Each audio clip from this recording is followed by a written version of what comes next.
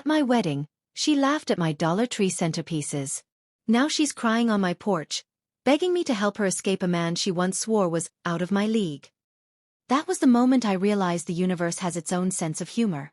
I stood in my doorway, watching Talia Whitmore, my sister's lifelong best friend, the same woman who once turned my wedding into a joke among her high society circle, now shivering in designer boots with mascara running down her cheeks. One suitcase. One broken spirit. One desperate plea. And I was the only person she could turn to. But let me take you back. Because if I don't tell you where it all started, you'll never believe where we ended up. My name is Elidra Calloway, and a year ago, I got married in my mother's backyard under a white sheet we borrowed from my aunt. We hung fairy lights from a rusty fence, lined the aisle with paper flowers my nieces helped make, and served crock-pot chili with sweet tea in mason jars. It was nothing fancy. Just love. Raw, honest, uncluttered. And Talia hated every second of it. She arrived late, of course, perfumed like a Dior counter, draped in silk like it was Paris Fashion Week. She barely hugged my sister Giovanna before giving me a once-over like I was wearing a trash bag. "Oh wow," she said, sipping from her flask she smuggled in. "This is rustic." I laughed politely. I always did around her. But it wasn't long before I overheard her whispering to Giovanna, not knowing I was just behind the curtain. "I mean, does she really think this counts as a wedding? My dog had a more elegant birthday party." That was the moment something inside me, something soft and hopeful, quietly curled into itself. I told myself not to care. I told myself she didn't matter. But the truth was she did. Because Talia wasn't just anyone. She was the shadow in every childhood photo of me and my sister. The rich friend. The blonde with braces that turned into veneers. The girl with a custom car at 16 and a new boyfriend every semester. She had always been in my periphery. Loud, flashy, adored. And somehow always untouchable. 2 months after my wedding, Talia's engagement hit Instagram like a champagne cork. Colson Reddick, CEO of something I couldn't pronounce, with yachts, abs, and an ego to match. Their engagement party was a black tie event with a drone photographer and a custom neon sign that said, "Forever Flexin'." "Now that's how you get married," her caption read. I didn't comment. I didn't even like the post. But Giovanna saw it too. "Ignore her, Elle," she said on the phone. "You have something real. She's performing." Still it stung. Not because I wanted her life, but because she made it her mission to humiliate mine. Time passed. My husband and I built something slow and quiet. Weekly grocery lists, Sunday pancakes, love notes in lunch bags. No champagne towers. No press releases. Just us. And I thought we were forgotten. That Talia had twirled off into the marble hallways of her dream life. Until the cracks began to show. It started subtly. Giovanna mentioned Talia missing girls' nights. Then the rumors trickled in, Colson seen at bars without her, whispered arguments at events, red marks hidden beneath concealer. Then, one night, I got a message from Giovanna. "Have you talked to Talia? She's not answering anyone." I hadn't. I didn't plan to. But that night, around 11:43 p.m., my phone lit up with an unknown number. I picked up. And I heard a voice I barely recognized. "Elidra? I don't know who else to call." Her voice cracked like wet paper. She was at a gas station 2 towns over. Her card had been declined. Her phone was nearly dead. She said she needed a place to stay, just for a night. Against every instinct I said yes. And at 12:27 a.m., Talia Whitmore, once queen of crystal goblets and Instagram filters, was standing on my porch with her suitcase and a bruise just above her cheekbone. She didn't talk much that first night. I offered her tea. She asked if I had wine. I didn't. She looked around my living room, photos of my husband and me, candles burned down to nubs, books stacked like crooked towers, and I saw her flinch. Not because it was dirty. Because it was real. The next morning, she sat across from me, holding a chipped mug and staring at her hands. "He locked me out of everything," she whispered. "The house, the accounts, my life." I didn't say anything. Just listened. She told me about Colson's affairs. The yelling. The surveillance apps. How her parents told her to ride it out. They'd invested too much in the wedding. They said it's just marriage, she said. But I'm drowning. She paused. Looked at me. And the worst part is, I mocked you. And you're the only one who ever really had what I wanted. I wanted to say something sharp. I wanted to remind her of every snide comment, every cruel laugh. But instead, I just said, we have leftovers. You hungry? She stayed 4 nights before she brought it up. I found a lawyer, she said one morning, eyes puffy. But I need a retainer. 10,000. My breath caught. I don't have that kind of money, I said. You do. Giovanna said you've been saving for a house. I stared at her. So that's how she knew. I'll pay you back, she added quickly. I swear. Once the settlement clears. You think he's going to give you money after what he's done? Her silence was louder than any answer. I sat down across from her. Talia, you laughed at my wedding. You called it a picnic. You made me feel like a joke. And now you want me to sacrifice the one thing we've been building for 3 years. For you. Tears filled her eyes. But she didn't argue. You're right, she said. I don't deserve it. But I don't have anyone else. And then, softly, like a whisper not meant for the room, you were the only person who answered the phone. I gave her the money. Not all of it. But enough to hire someone who could help. But I made her sign an agreement. Simple. Written on printer paper. I will repay Elidra Calloway the sum of $6,000 within 24 months. She signed it without a word. And then she hugged me. Not the fake, red carpet hug.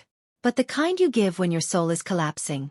When your ego is stripped, and all that's left is the core of who you are. 2 weeks later, she moved in with a distant cousin upstate. Said she needed space. I understood.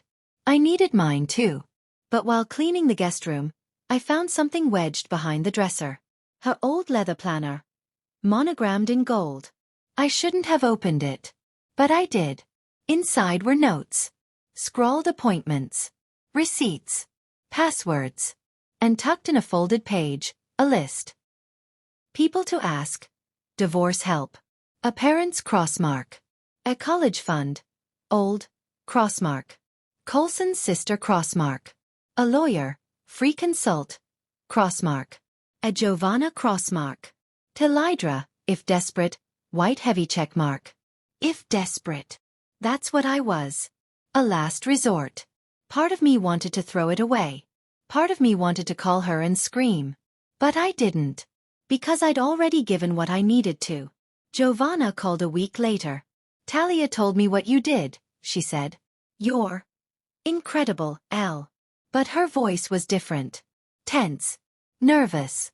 I asked her what was wrong. Nothing, she said. Just, be careful who you trust. And then she hung up. That night, I sat alone in the living room, candles flickering. I looked at the wedding photo on the shelf, my husband and me, holding hands beneath a sheet-turned canopy. It wasn't glamorous. It wasn't glossy. But it was ours. Built. Not borrowed. And I realized something. Talia may have escaped her golden cage. But Giovanna, she was still inside one. And some part of me knew. This story isn't over. Not by a long shot.